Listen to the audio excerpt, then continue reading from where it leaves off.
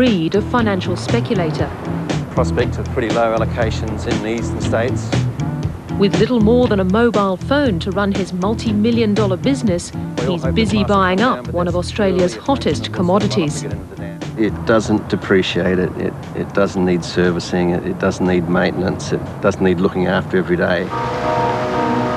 The market this trader is after is also the country's most precious natural resource. Is it a polite question to ask you how much water you do actually own? No.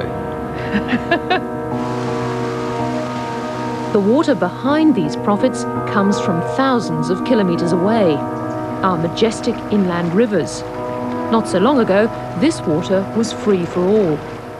If you said to someone 10 years ago $300 a megalitre, he'd laugh at you. There were hundreds, if not thousands, of megalitres being traded for something as simple as one slab of beer.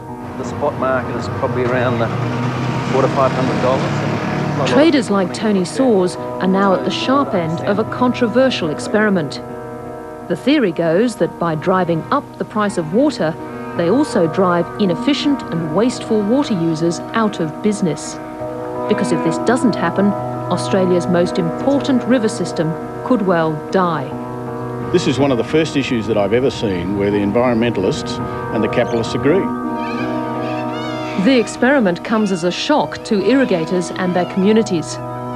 You know, they just throw their hands up in the air and say, well, if this is the way you want to run the economy, well, it's going to go downhill.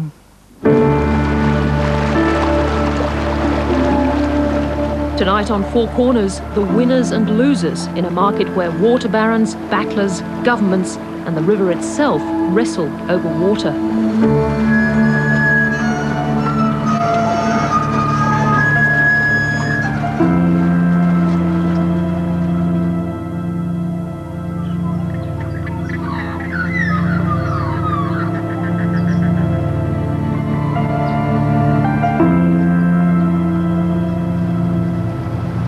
The waters of the Murray-Darling Basin stretch from Queensland to Adelaide.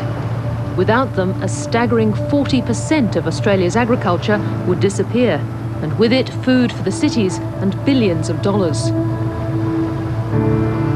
It's why the nation's future may come down to putting water back into one river system, returning its environmental flow. But there will be pain.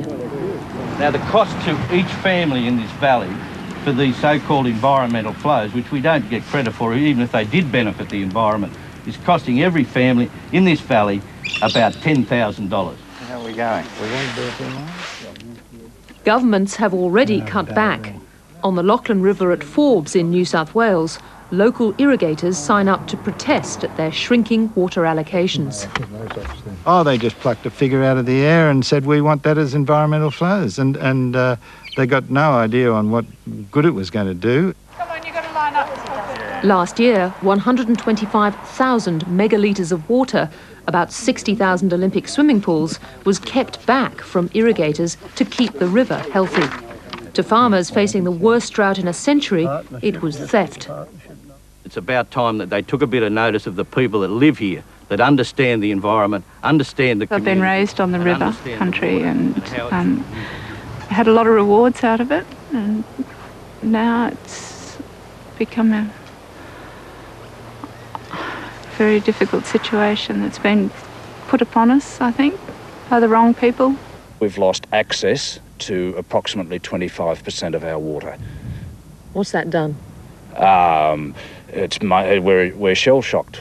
How much water have you lost? I think I would have lost about 75% of what I was entitled to. If it keeps going the way it is, there'll be no hay available for drought-stricken farmers in the dryland areas, and the cost... So far, these farmers have seen no compensation, and there's a genuine fear that some will be forced off the land. What would it mean to you and the family if that was taken away?